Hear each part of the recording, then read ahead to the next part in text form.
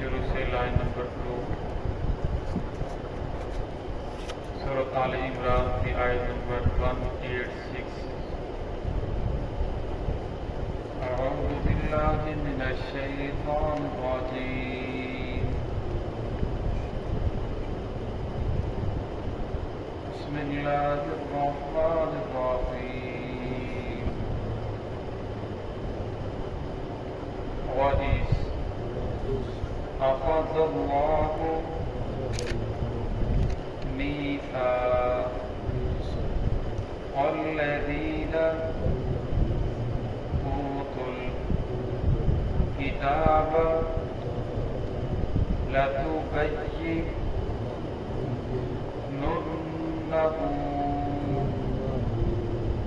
لِلنَّاسِ وَلَا تَكْتُمُونَهُ فَنَبَذُوهُ وَرَاءَ ظُهُورِهِمْ وَاشْتَرَوْا بِهِ ثَمَنًا قَلِيلًا فَبِئْسَ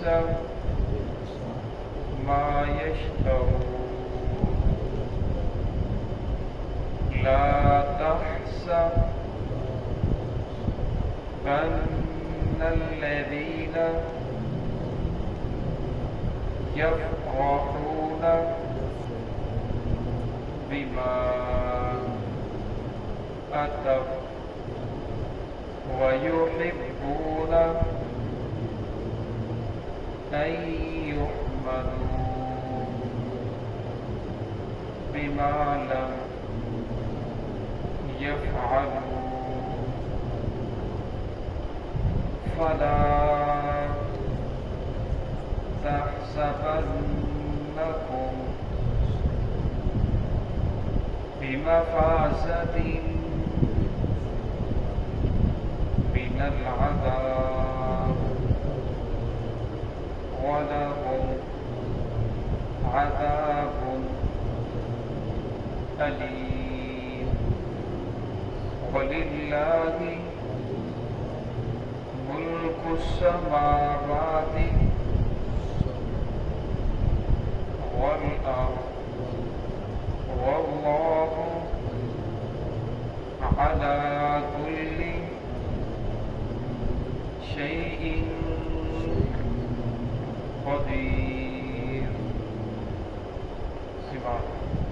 بسم الله الرحمن الرحيم۔ وَإِذْ أَخَذَ اللَّهُ مِيثَاقَ الَّذِينَ أُوتُوا الْكِتَابَ لَتُبَيِّنُنَّهُ لِلنَّاسِ وَلَا تَكْتُمُونَهُ فَنَبَذُوهُ وَرَاءَ ظُهُورِهِمْ وَاشْتَرَوْا بِهِ ثَمَنًا قَلِيلًا فَبِئْسَ مَا يَشْتَرُونَ۔ لا تحسبن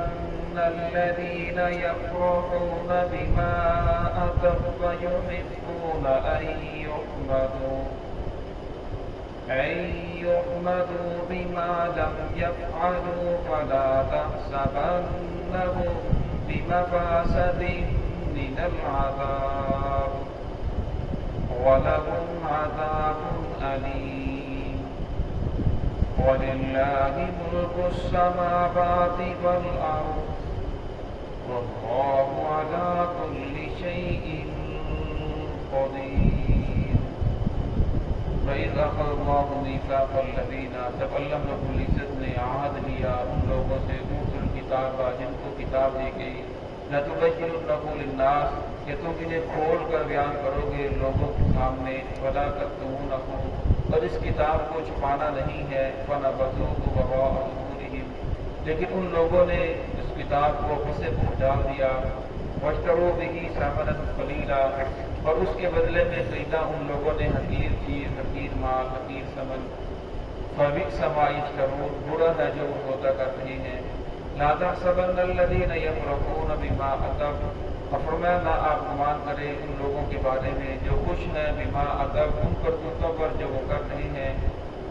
وَيُحِبُّونَ اور وہ پسند کرتے ہیں ان یحمدوا یہ کہ ان کی تعریف کی جائے بما لم یفعلوا ان کاموں پر جو انہوں نے نہیں کیے، فلا تحسبنهم بمفازة من العذاب بس آپ نہ گمان کریں ان کے بارے میں وہ عذاب سے بچ سکیں گے، وَلَهُمْ عَذَابٌ أَلِيمٌ اور ان کے لیے دردناک عذاب ہے۔ وَلِلَّهِ مُلْكُ السَّمَاوَاتِ وَالْأَرْضِ اللہ ہی کے لیے ہے بادشاہت آسمانوں کی زمینوں کی، وَاللَّهُ عَلَىٰ كُلِّ شَيْءٍ قدیر اللہ رب العزت ہر چیز پر قادر ہے۔ اس پہلی آیت کے اندر اللہ رب العزت نے یہود النصارہ کو ان کی فضیلت کو بیان فرمایا۔ اور میں نے یہود النصارہ کو کہا تھا کہ تورات کے اندر جو باتیں ہیں لوگوں کے سامنے کھول کر بیان کرو، اس کو چھپاؤ نہیں۔ انجیل کے اندر جو باتیں اسے لوگوں کے سامنے کھول کر بیان کرو تاکہ لوگوں کے سامنے بات آئے۔ تو اللہ رب العزت نے محمد رسول صلی اللہ علیہ وسلم کو فرمایا یہ قرآن پاک اس لیے نازل کیا گیا تاکہ آپ لوگوں کے سامنے اسے بیان کریں، کھول کر بیان کریں اور لوگ اس کے اندر غور و فکر کریں اور غور و فکر کرنے کے بعد اس کے اوپر عمل کریں اور کامیابی انہیں حاصل ہو۔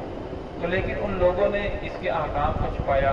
تورات کے اندر بھی تھا، انجیل کے اندر بھی تھا، آپ صلی اللہ علیہ وسلم کا نام بھی وہاں موجود تھا، آپ صلی اللہ علیہ وسلم کی پیدائش بھی موجود تھی، ہجرت بھی تھی کہ فلاں علاقے کے اندر ہجرت کریں گے اور فلاں فلاں آپ کی عادتیں ہوں گی اور آپ کا چہرہ ایسا ہوگا، آپ کے والد کا نام یہ ہوگا، والدہ کا نام یہ ہوگا، اور اسی طرح آپ کے صحابہ کے بارے میں بھی نشانیاں تھیں کہ آپ کے فلاں صحابی کی فلاں فلاں نشانیاں ہوں گی۔ لیکن ان لوگوں نے اپنے اقتدار کو بچانے کے لیے ان ساری باتوں کو چھپا لیا، لوگوں کے سامنے بیان نہیں کیا، بلکہ ان باتوں کو وہ چھپا جاتے ہیں کہ لوگوں کے سامنے بیان نہیں کرتے۔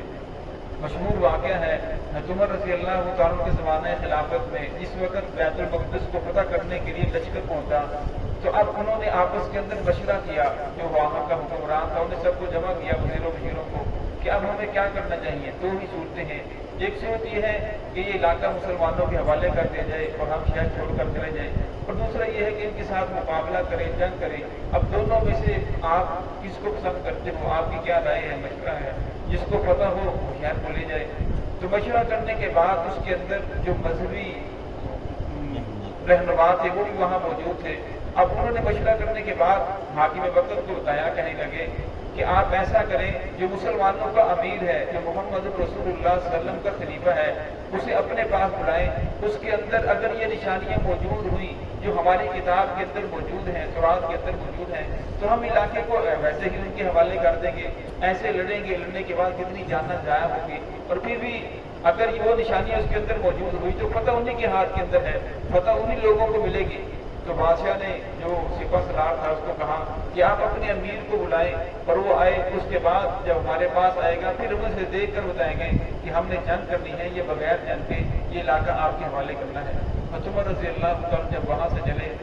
وہاں پہنچے تو انہوں نے جو مذہبی امور تھے وہ کہنے لگے کہ واقعی یہ وہ شخص ہے جس کے بارے میں تورات کے اندر یہ نشانیاں موجود ہیں کہ یہ بیت المقدس کو فتح کرے گا۔ تو ان لوگوں نے چابیاں عمر رضی اللہ عنہ کے ہاتھ کے اندر پکڑا دی اور کہنے لگے کہ ہم جنگ نہیں کرتے بلکہ یہ علاقہ فتح ہو چکا ہے، آپ اس کی چابیاں لے لیں، اور وہ لوگ شہر چھوڑ کر چلے گئے، اور جو وہاں رہے تو ان لوگوں نے اسلام کو قبول کر لیا۔ تو فرمایا قرآن تورات کے اندر، انجیل کے اندر یہ نشانیاں موجود تھیں، لیکن ان لوگوں نے اپنے اقتدار کو بچانے کے لیے کہ کہیں ایسا نہ ہو اگر حق بات کو بیان کرتی تو پھر ہمیں نذرانے دینے والا کون ہوگا، ہماری بات ماننے والا کون ہوگا۔ جس طرح ابو لہب کے بارے میں آتا ہے کہ وہ ابو جہل کے بارے میں کہ وہ آپ صلی اللہ علیہ وسلم کے بارے میں جانتا تھا کہ آپ صلی اللہ علیہ وسلم واقعی اللہ رسول کے سچے نبی ہیں، تو ایک دن بہت پریشان بیٹھا ہوا تھا، اصل نام اس کو تھا ابو الحکم، کیونکہ اس کے جو فیصلے تھے وہ بہت اچھے تھے اور بہت ذہین آدمی تھا، تو پریشان بیٹھا تھا۔ جو اس کے وزیر مشیر تھے کے ساتھ بیٹھنے میں پوچھا کہ آپ کیوں پریشان ہیں، اور سارا آپ کا علاقے کے اندر آپ کا حکم چلتا ہے، آپ کا نام چلتا ہے، آپ پریشان ہو گئے تو پھر باقی لوگوں کو کیا بنے گا؟ تو کہنے لگا میں اس لیے پریشان ہوں کہ محمد رسول اللہ صلی اللہ علیہ وسلم ایک شخص نے تمام کے تمام لوگوں کے اندر ہلچل مچائی ہوئی ہے اور لوگ آپس کے اندر لڑ جھگڑ رہے ہیں۔ تو کہنے لگے یہ کون سی بات ہے، ایک آدمی کو ہم ابھی قتل کر دیتے ہیں۔ تو ابو جہل کہنے لگا کہ آپ نے میں نے اس کی بہت زیادہ کوششیں کی ہیں، ہماری پوری جو گینگ ہے اس نے کوششیں کی ہیں کہ محمد رسول اللہ صلی اللہ علیہ وسلم کو نعوذ باللہ قتل کر دیا جائے، لیکن حقیقت بات یہ ہے یہ واقعی اللہ رب کے سچے نبی ہیں۔ تو ان کا اگر سچے نبی ہیں تو پھر آپ ان کے اوپر ایمان لے کر آئیں اور کلمہ پڑھ لیں اور اللہ کے دین کے مددگار ہو جائیں۔ تو کہنے لگا اگر ہم نے کلمہ پڑھ لیا تو ہماری چکراہٹ تو جائے گی، پھر ہمارے پاس کون آئے گا؟ ہمارا اقتدار تو ختم ہو جائے گا، پھر ہم سے فیصلے کروانے کے لیے کون آئے گا؟ یعنی سب کچھ جاننے کے باوجود اور اپنی حکومت کو بچانے کے لیے، اپنے اقتدار کو بچانے کے لیے ان لوگوں نے حق کو بیان نہیں کیا۔ جس طرح آج ہمارے دور کے اندر بھی اپنے اقتدار کو بچانے کے لیے جو بھی آتا ہے وہ جھوٹ سچ بالکل نہیں دیکھتا، جو اس کے سامنے آتا ہے اقتدار کو بچانے کے لیے وہ ہر حربہ استعمال کرتا ہے۔ تو اللہ نے یہاں بھی فرمایا کہ انہیں کہا تھا وَلَا تَكْتُمُونَهُ، ان کو چھپانا نہیں ہے، فَنَبَذُوهُ وَرَاءَ ظُهُورِهِمْ، لیکن ان لوگوں نے اسے پس پش ڈال دیا، وَاشْتَرُوا بِهِ ثَمَنًا قَلِيلًا، اور خریدا اس کے بدلے میں حقیر ثمن، یعنی دنیا کا جو مال و دولت ملا، ان لوگوں کو جو نذرانے ملے، اللہ رب کے ہاں تو قلیل ہے، دنیا کی زندگی قلیل ہے، قُلْ مَتَاعُ الدُّنْيَا قَلِيلٌ، اور میں دنیا کی زندگی جتنی ہے اللہ کے ہاں تو قلیل ہے۔ کل بھی روایت آئی تھی، حدیث پاک میں آتا ہے، فرمایا اگر اللہ رب العزت کے ہاں دنیا کی حقیقت مچھر کے پر کے برابر بھی ہوتی تو کسی کافر کو پانی کا ایک گھونٹ نہ دیا جاتا، لیکن اللہ رب العزت کے ہاں دنیا کی کوئی حقیقت نہیں ہے، تو اس لیے فرمایا اس دنیا کی خاطر انہوں نے محمد رسول اللہ صلی اللہ علیہ وسلم کی نشانیوں کو بیان نہیں کیا، صحابہ اکرام کی نشانیوں کو بیان نہیں کیا۔ فَبِئْسَ مَا يَشْتَرُونَ، برا ہے وہ لوگ جو سودا کر رہے ہیں۔ لَا تَحْسَبَنَّ الَّذِينَ يَفْرَحُونَ بِمَا أَتَوا وَيُحِبُّونَ أَن يُحْمَدُوا، اور فرمایا وہ خوش ہے ان کرتوتوں کے اوپر جو وہ کر رہے ہیں، اور وہ چاہتے ہیں کہ ان کی تعریف کی جائے کہ وہ بہت اچھا کام کر رہے ہیں۔ اب جب لوگوں کو دین حق سے منع کر رہے ہیں اور اپنی طرح طرح کی تعویلیں کر کے لوگوں کو دین سے دور کر رہے ہیں، وہ پھر یہ بھی چاہتے ہیں کہ ان کی تعریف کی جائے کہ اس نے بہت بڑا مارکا مار دیا، اس نے لوگوں کو دوسری طرف جانے نہیں دیا، بلکہ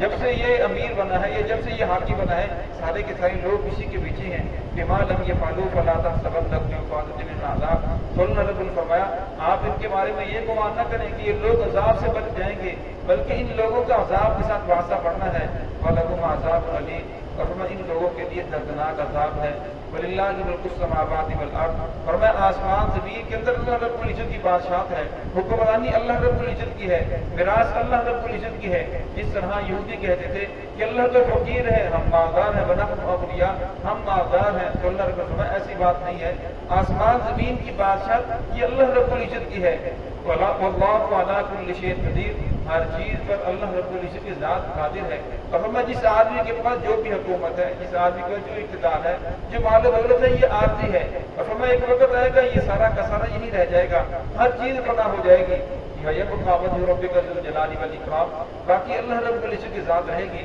اقتدار فرمایا اب بھی اللہ رب العزت کا ہے، اس وقت بھی اقتدار اللہ رب العزت کا ہوگا۔ تو اللہ رب العزت نے یہاں بیان کر دیا کہ یہ جو لوگ دنیا کی خاطر، دنیا کے مال و متاع کی خاطر یا دنیا کے اقتدار کی خاطر حق کو بیان نہیں کرتے یا حق کو چھپاتے ہیں، اور یہ اپنی طرف سے دین کے اندر ایسے خرافات پیدا کرتے ہیں تاکہ لوگ اس سے دور رہیں، تو فرمایا ان لوگوں کو سمجھ جانا چاہیے کہ ہم نے بھی اس دنیا کے اندر ہمیشہ نہیں رہنا، بلکہ ہم نے بھی اس دنیا فانی سے جانا ہے۔ اللہ رب العزت ہمیں دین کی صحیح سمجھ عطا فرمائے۔